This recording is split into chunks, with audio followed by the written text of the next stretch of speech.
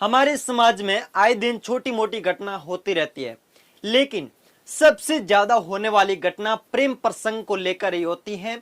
तो आज की कहानी में भी कुछ ऐसा ही होता है जो हमारे खुद के कानों पे यकीन भी नहीं हुआ, क्योंकि एक पत्नी प्यार में पड़कर अपने पति की हत्या कर देती है, जो पति हमेशा के लिए दुनिया छोड़कर चला जाता है।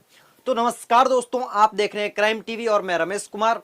अगर दोस्तों आप लोग हमारे चैनल पर पहली बार विजिट कर रहे हैं तो चैनल को सब्सक्राइब करके बेल आइकन को ऑल पर सेलेक्ट जरूर करें।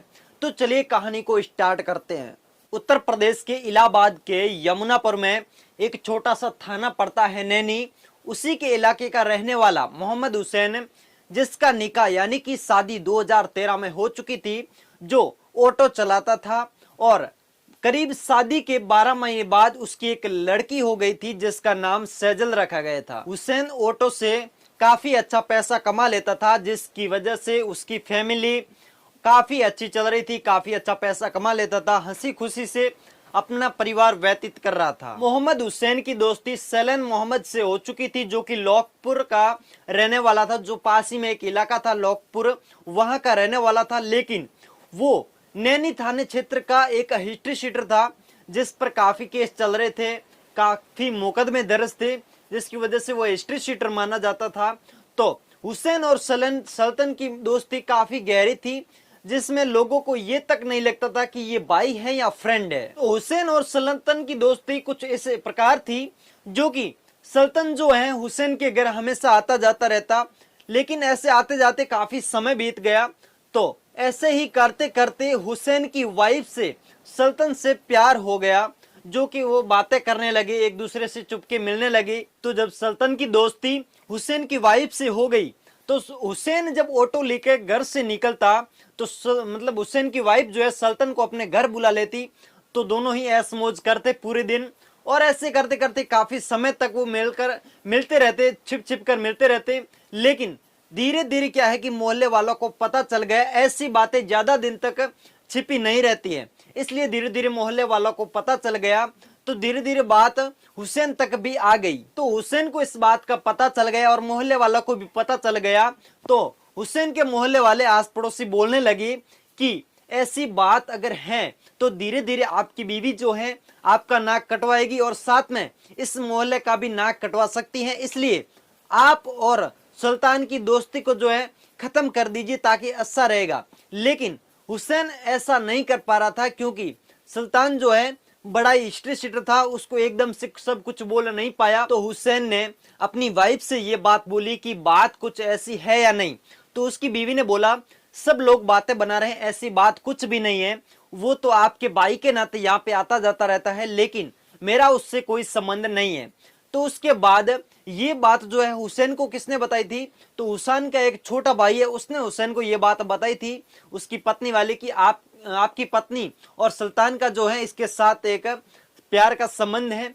तो उसके बाद जो है हुसैन तो डायरेक्ट कुछ नहीं कर पाया, लेकिन वो अपनी पत्नी को समझाने लगा कि ऐसा नहीं करना चाहिए। तो उसकी पत्नी ने साफ साफ बोल दिया कि ऐसा रिलेशन मेरा उसके साथ नहीं है। जब ये बात हुसैन को पता चली, हुसैन ने वापस पत्नी को बोल दी। तो एक बार जो है हुसैन ने वापस अपनी पत्नी पर भरोसा कर लिया और दूसरे दिन ऑटो लेकर काम पर चल दिया।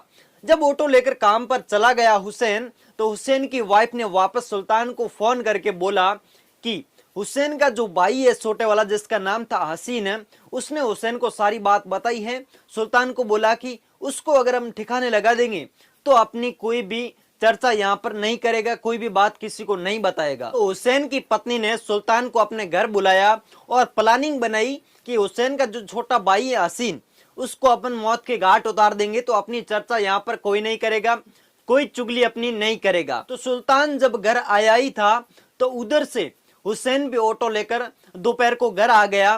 तो दोनों को रंगे हाथ पकड़ लिया। सुल्तान तो सिर झुकाकर चला गया, लेकिन बीवी कहाँ जाने वाली थी।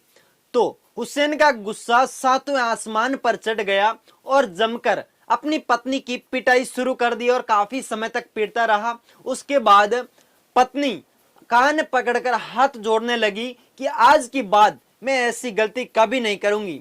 लेकिन हुसैन ने एक बार पहले भी भरोसा किया था, उसके बाद भी ऐसा किया, तो उसके बाद इसकी पिटाई करनी पड़ी उसकी वाइफ की। लेकिन उसके बाद जब हुसैन की वाइफ ने बोला कि आज के बाद मैं कभी ऐसा नहीं करूंगी, तो उसके बाद हुसैन ने एक बार और छोड़ दिया। तो हुसैन की वाइफ ने पिटाई के बाद हुसैन से माफी तो मांग ली थी, लेकिन अपनी हरकतों से कभी पीछे नहीं हटी।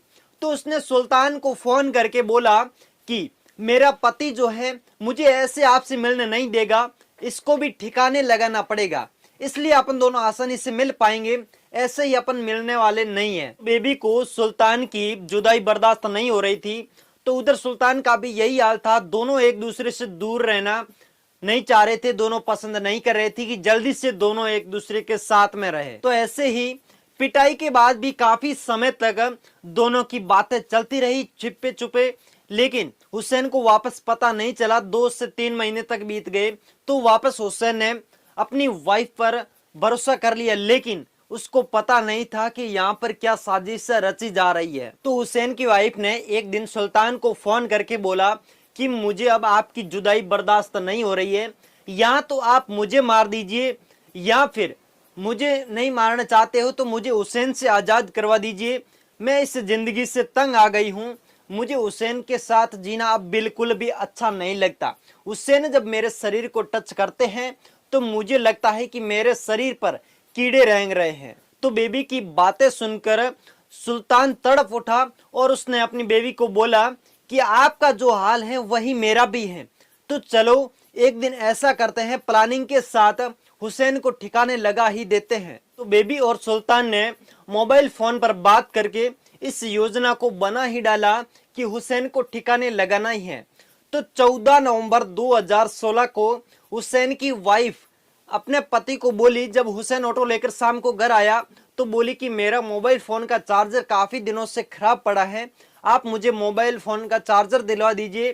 काफी समय से लोगों का इधर उधर करके लाती हूँ और फोन चार्ज करती हूँ, तो आप मुझे आज मोबाइल फोन दिलवा ही दीजिए। लेकिन हुसैन को ऐसा पता नहीं था कि उधर सुल्तान जो है अपनी टीम को लेके बैठा है और प्लानिंग के साथ बैठा है। तो हुसैन ने ये सब सुनकर अपनी बीवी की बात मान ली और बोला कि चलो अपन अभी चलते हैं और बाजार से चार्जर खरीद कर ले आते हैं। तो हुसैन और उसकी वाइफ दोनों ही ऑटो में बैठ गए और बाजार को चल दिए। वहां पर जाते ही जब हुसैन ने अपनी ऑटो को रोककर नीचे उतरा तो फटाक से उसके सीने पर सुल्तान ने गोली मार दी।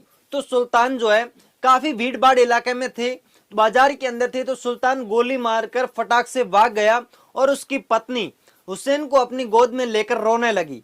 तो हुसैन की मृत्यु तो हो चुकी थी, लेकिन उसके बाद हुसैन के परिवार वालों ने नैनी थाना क्षेत्र में इस मामले को दर्ज करवाया।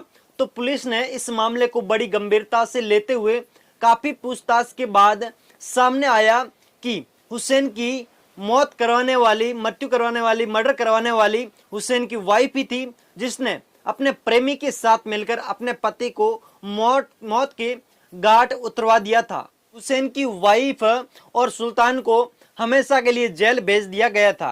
तो दोस्तों ऐसी ही कहानियां हमारे इस चैनल पर देखने के लिए आप हमारे चैनल को सब्सक्राइब करें और साथ ही में बेल आइकन को भी ऑल पर सिलेक्ट जरूर करें, ताकि दोस्तों आने वाली वीडियो का नोटिफिकेशन आपको तुरंत मिले।